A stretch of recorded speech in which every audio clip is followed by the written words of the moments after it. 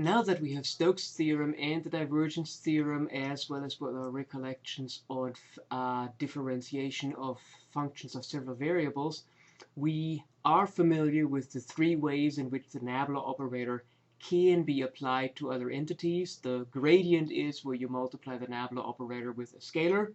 The divergence is where you do the dot product of the nabla operator with a vector field, and the curl is where you take the cross product of the nabla operator with a vector field. And because we already have Stokes and the divergence theorem, we also know the meaning of these operations. These operations aren't just mechanical, formal operations. We know what the gradient means, we know what the divergence means, we know what the curl means, and so now it is time to see how these operators also relate to each other, because if I can, for example, compute the gradient of a scalar, I get a vector field, and for that vector field I can compute something like the divergence or the curl. This is something that is in many courses done before you actually have the divergence theorem and Stokes' theorem. I prefer to have this after we have had the theorems and after we have thoroughly familiarized ourselves with how the operators work and what the operators mean, because then we can really talk about the scientific underlying principles that govern how these operators behave in the way in which they describe nature. So let us quickly review the gradient of a scalar function. That is a vector field that points in the direction of steepest ascent, which means the physical quantity that people are often interested in is the negative gradient, which is the direction of steepest descent, which is the flow direction, for example, in a potential field. The divergence of a vector field is something that measures source strength. That is something that we can explain with the divergence theorem, because if the divergence is positive at a point, then it'll be, if the vector field is continuous and has continuous derivatives, as we typically assume to have in applications, then the divergence will be positive in a little neighborhood of that point, which means that the volume integral over that little neighborhood of the divergence will be positive. And by the divergence theorem, that means that the vector field would have a net outflow from that region, and that means that the region acts like a source. And similarly, the curl measures the vorticity of a vector field, and so if the curl is not zero at some point in space, then again, assuming the right continuity and differentiability conditions, the curl will be non-zero in a small neighborhood around that point, and there will be certain small curves, so that if I integrate over a surface that is bounded by that curve, if I integrate the curl over that, I will get a non-zero integral, and by Stokes' theorem that translates into a non-zero line integral of the vector field around that curve, and that means the vector field has non-zero integral along closed curves, which means there is some kind of a vortex in that area. So these are the meanings. That's what I talked about first, but of course we can also observe, yeah, this is, if we pretend that nabla really is a vector, what can I do with a vector? I can multiply it with a number, I can take the dot product with another vector, and I can take the cross product with another vector. Well, great. I mean, that's the computational side of things. So now the question becomes, what else can we say? And certainly, mechanically, we can combine these things in various ways. But it turns out that in the case of curl and gradient, divergence and curl of a gradient, divergence of a gradient, and divergence of a curl, there is a bit of physical sense to that, and so we're going to look at the combinations of any two of these operators with each other that make sense. And so we will not look at the gradient of a divergence, even though that is something that can be computed, and that is because I am not sure there is much of a good physical interpretation, and if there is one, I apologize. It is essentially beyond my education. However, the three combinations that I just mentioned certainly have physical relevance in some ways. Okay, divergence of a curl is just a quickie at the end, and there are then certain other combinations. The remaining combinations are simply not possible, such as, for example, I really, at least the way the operator is defined, I cannot take the gradient of a curl because the gradient applies to scalars, right? That doesn't stop people from doing that component-wise potentially, but we're not going to go that far here. So let us first take a look at the relationship between curl and gradient. And one thing that is very easy to prove is that gradient fields have zero curl. And we have to assume that we have continuous second partial derivatives so that we can apply Clairaut's theorem that goes with the same philosophy that permeates a lot of good applications, which is that if you need something to be continuously differentiable, you assume it is. Okay, so the curl of the gradient, if we set that up, it's nabla operator cross nabla operator times f, and so nabla f is, of course, df dx, df dy, df dz, and now this cross product will be df dy dz minus df dz dy in the x component, and you already realize that that's going to be 0. Then similarly, and I put too many f's in there, so this is df dy dz, df dz dy. That's going to be 0 because we can take the partial in any order. So that is actually then d2f dy dz minus d2f dz dy.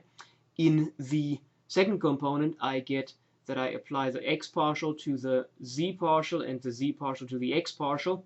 And that, again, either way ends up with d2f dx dz for both. And if I subtract those, I get 0.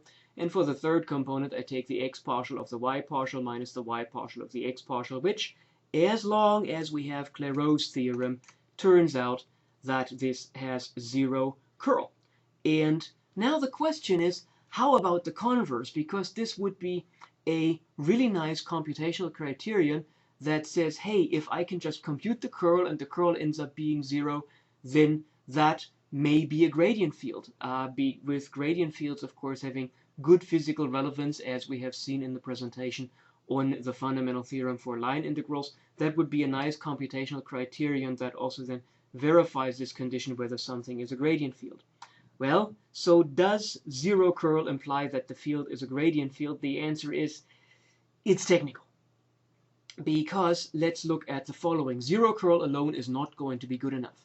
Consider the essence of the magnetic field that is generated by a current along the z-axis. And when I say the essence, I mean the field that has in its x component negative y over x squared plus y squared, and its y component having x over x squared plus y squared. That is a vector field that rotates counterclockwise around the z-axis and decays, has a strength of 1 over the distance of the point where we evaluate from the z-axis, which means it decays exactly like the magnetic field generated by a curl will decay as we go away from the current that goes straight up the z-axis in this visualization. I left out the scaling factors, the I over 2 pi and all the other things, that's I over 2 pi mu 0 and all those other things that are only that are affected also by what unit system you choose. So this is the mathematical essence of that vector field. If I compute the curl of that thing, well, I have to inflict my nabla operator across the vector field, which can't be that bad because I get for the x component d dy of 0 minus d dz of something that doesn't depend on z, so the x component is 0.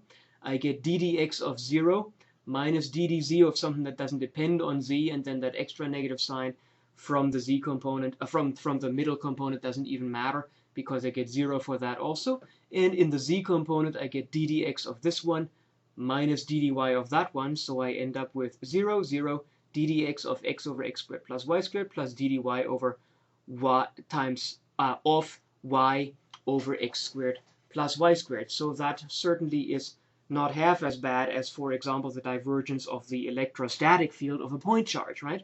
So we can work that out, and it's a product rule, it's a quotient rule, sure.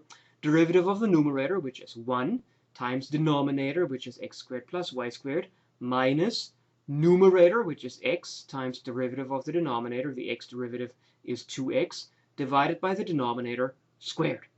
And for this one, well, derivative of the numerator, which is 1, times denominator, which is x squared plus y squared, minus numerator, which is y, times the y derivative of the denominator, which is 2y, times divided by the denominator squared, which is x squared plus y squared, quantity squared. If I simplify that, I end up with x squared plus y squared minus 2x squared, so that's y squared minus x squared over this denominator, right here.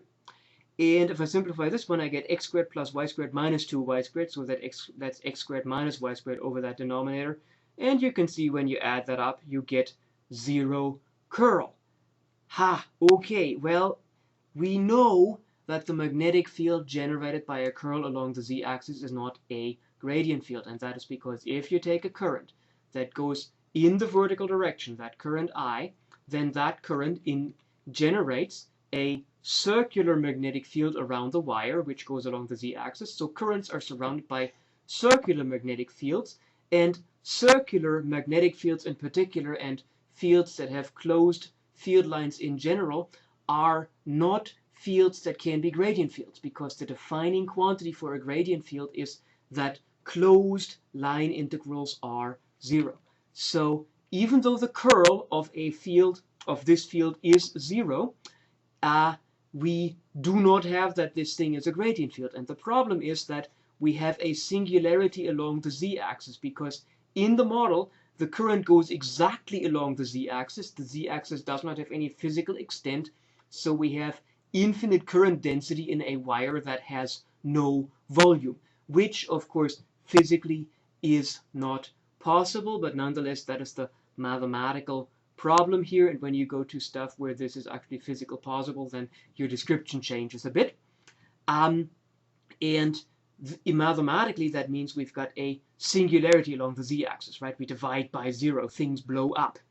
And if we try to apply Stokes' theorem, then the interpolating surface, if I try to apply Stokes' theorem along any of these lines, of these closed curves here, if I put an interpolating surface into this, if I put an interpolating surface inside this closed line around the z-axis here, then the interpolating surface would contain the singularity, and that means these technical hypotheses of Stokes' theorem do not apply, and therefore Stokes' theorem cannot be applied and things don't work out. So, conclusion, the curl is a local measure of vorticity. So as long as I don't include the singularity, it's perfectly fine to see that here there is no curl, and as long as I don't exit this region, the field acts like a gradient field. The problem is when I run around the singularity. So this is what we have to somehow take into account in a new technical geometric hypothesis, and that is what leads us to this idea, this definition of a simply connected region. So if we're looking at a region can have holes, and there are then two kinds of holes. There are holes like these that are like in a Swiss cheese or so, where even if I have a closed curve that sort of contains these holes, there is a way to put an interpolating surface into the region so that the surface stays inside the region, doesn't hit the holes, and interpolates the surface just fine. This is a situation where even though I've got holes, and these holes might contain singularities here, I can apply Stokes' theorem, because the surface that I'm using to interpolate my walk around these holes is contained inside the region. So simply connected means that closed curves can be interpolated with surfaces that stay inside the region, and that is the important part about this definition of simple connectivity. If I now were to talk about a different kind of hole, so I take the same ball, but now I drill a hole through this thing that goes all the way, sort of like a handle on a coffee mug, or holes that you have in a bowling ball, only that this time we drill them all the way so that the finger that goes in here can touch the finger that goes in here, if you choose to do so. Then all of a sudden we have a problem, because if I take a similar closed curve, I cannot find a surface that interpolates that curve in such a way that I stay inside this region, because no matter how I interpolate this curve, I will always somehow have to cut through this hole, and we'll have something like this right here where I have to leave the region. So in a region that is not simply connected, some curves cannot be interpolated with surfaces. Well, if I have a curve here, of course, that can be interpolated, but some cannot.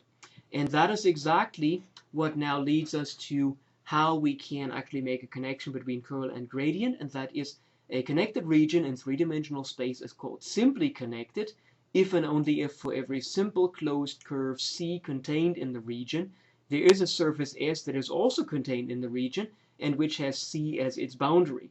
Which means that I can apply Stokes' theorem with that surface, and that surface has all the properties that you can get out of the region E.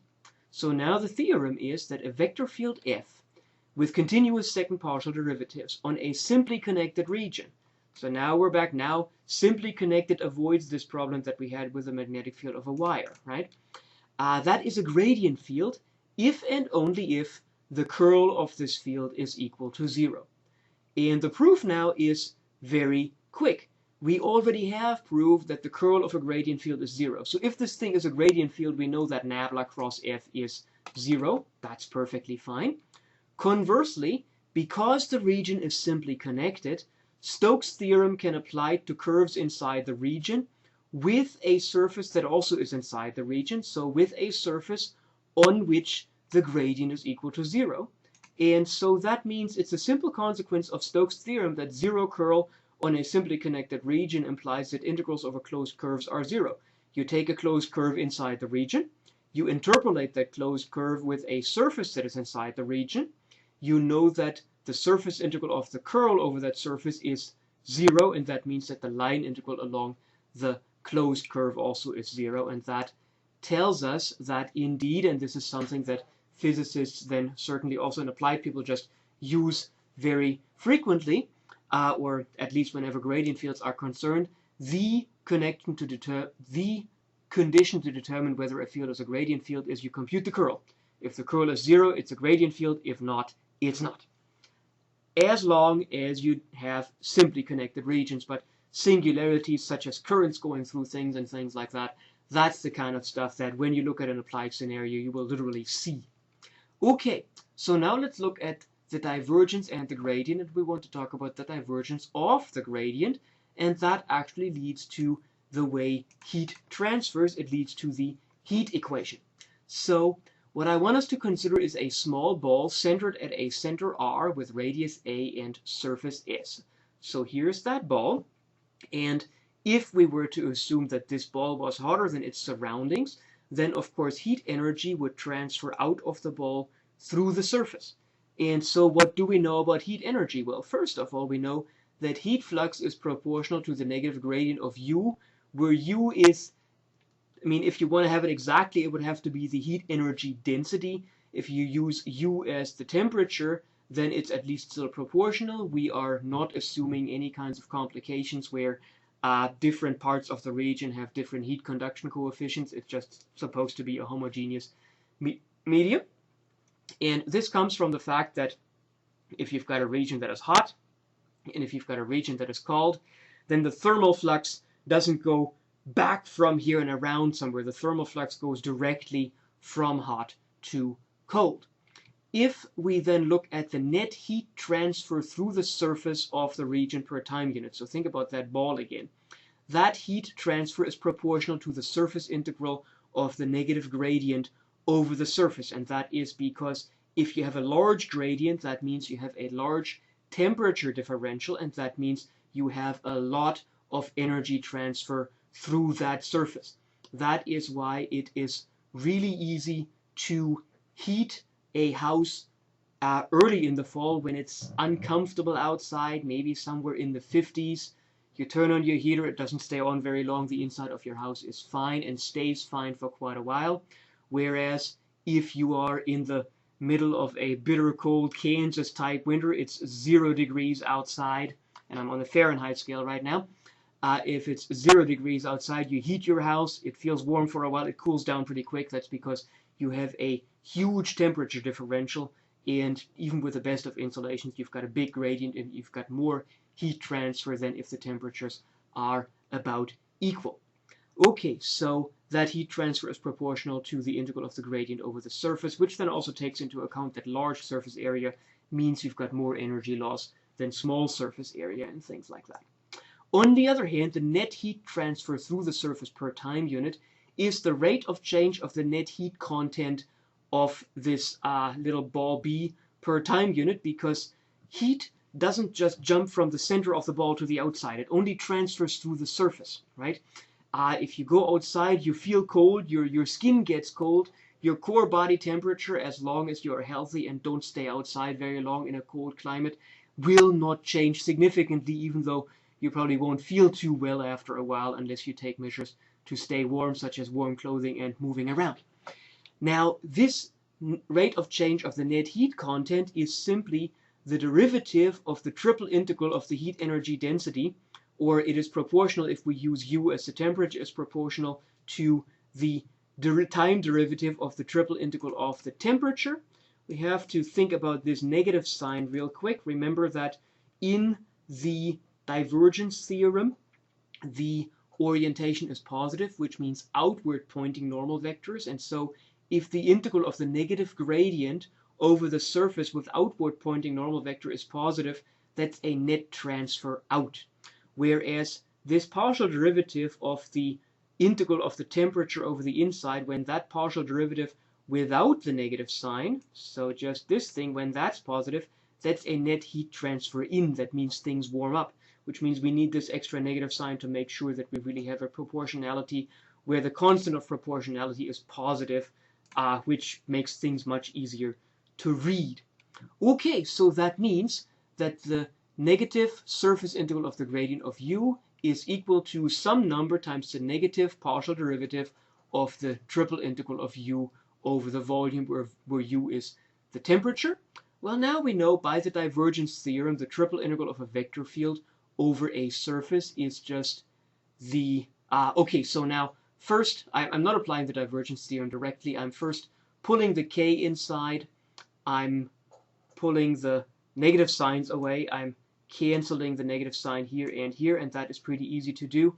The part that can cause mathematicians a bit of a stomach ache, rightly so, is that, again, as applied people say, under the right circumstances, whatever they are, and that's where theorists have to work a bit, this partial derivative can be pulled into the triple integral. Now, this is something that results just in the derivative moving inside, but it does turn out that there are situations in which actually this interchange cannot be made.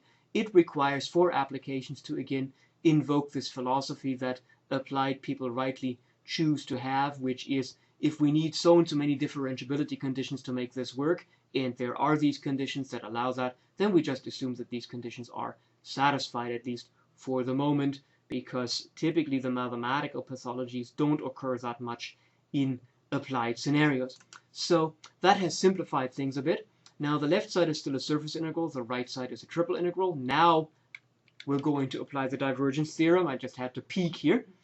The double integral of a vector field over the surface of a solid is equal to the solid integral of the divergence of that vector field over the inside. So that means that the left side is the triple integral of the divergence of the gradient of u dv. The right side still is the triple integral of k du dt dv. And that is now something, this works for any balls of any size. And so that means I can now take the limit as the radius goes to 0. Well, if I take the limit of these integrals as the radius goes to 0, it all just goes to 0. But if I divide these integrals by the volume of the ball, then basically I get however much divergence of the gradient the ball contains divided by the volume of the ball. So I divide things out and I get something like a density. I do the same thing on the right side. And in terms of how this then works out in general, again, assuming that everything is continuous, if this ball is really small, then the divergence of the gradient of u over the small ball is just the divergence of the gradient at the center.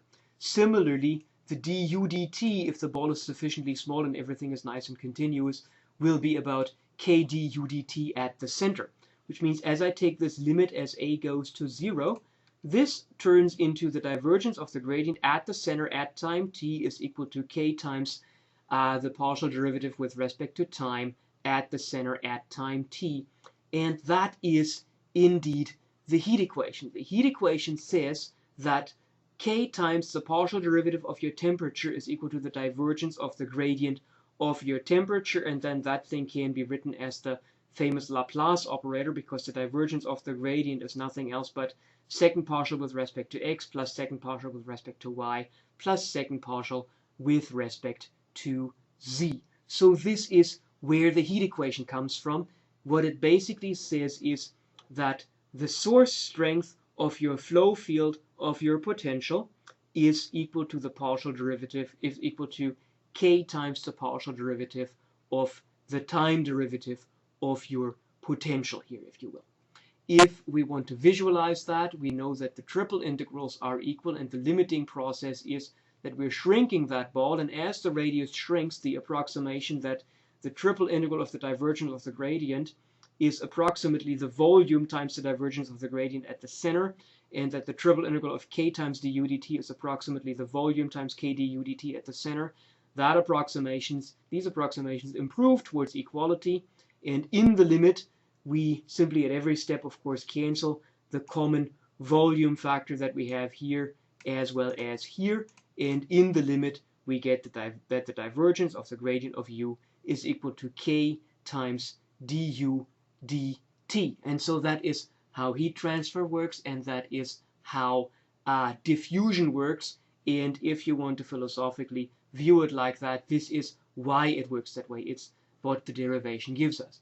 Finally, we have divergence of curl. Well, curl measures vorticity. Curl is something that spins in a way, and divergence measures source strength. Well, something that spins typically shouldn't have a source. It will have a reason, but something that spins doesn't come from anywhere because it goes round and round. So physically speaking here, or intuitively speaking, it should make sense if the divergence of a curl is 0. Well, that actually turns out to be the case, because if we compute the divergence of a curl, well, that is the nabla operator dot nabla operator cross your vector field. Well, nabla operator cross your vector field, if we keep this one the same, is dr dy minus dq dz right here. It is dr dx minus dp dz with an extra negative sign, so dp dz minus dr dx, and then dq dx minus dp dy right here. Now I apply the dot product. Well, that's easy. That's the second partial of r with respect to x and y minus the second partial of q with respect to x and z, plus the second partial of p with respect to y and z minus the second partial of r with respect to y and x, plus the second partial of q with respect to z and x minus the second partial of p with respect to z and y. And now we have to collect in terms of p, q, and r, and we see, well, here we've got the second derivative of p with respect to y and z, and here we have its negative, so that goes away. Here we have the second derivative of q with respect to z and x, and here we have its negative, so that part goes away. And here we have the second derivative of r with respect to x and y, and here we have its negative, so that goes away. And that means the divergence of the curl is equal to 0. And that already is it. After the long presentations on the divergence theorem and Stokes theorem, I think we have earned a quick one, but note what we have gotten here. Because of the intuition that we have developed from the interpretation of the divergence and the gradient, we were able to talk about very competently about a mathematical situation that also has physical implications, in that we now have a criterion when a field is a gradient field. We were to develop an intuition and a good derivation that really is as watertight as I would care to deliver, I think, for the heat equation. Okay, abstractly speaking, I would still have to, for the heat equation, justify and put in the right hypotheses as to why I can interchange integration and differentiation. We leave that to the math folks among you. And then a quick computation at the end that the divergence of the curl is equal to 0, and a little bit of an idea what it means. This is the thing that you want to continue to develop. The computational facility, of course, is something that you develop by brute force, and you will have some homework assignments where it simply is more of the same in terms of computing things, maybe something working with Maxwell's equations and working with deriving certain kinds of formulas that are important in vector calculus. But along the same lines, we also have this situation now, this very good situation, that we have a physical understanding what these operators mean, so that in many ways we can predict what the result ought to be. And if the result isn't quite what we predict it to be, well, then we just simply have to think about it some more, as we had to do for curl and gradient, where we realized, yeah, there are singularities that can mess things up. All right, have fun with the homework. We've got one more to go, which is Green's theorem, at least in the lineup that I envision for the course. I'll see you in that one.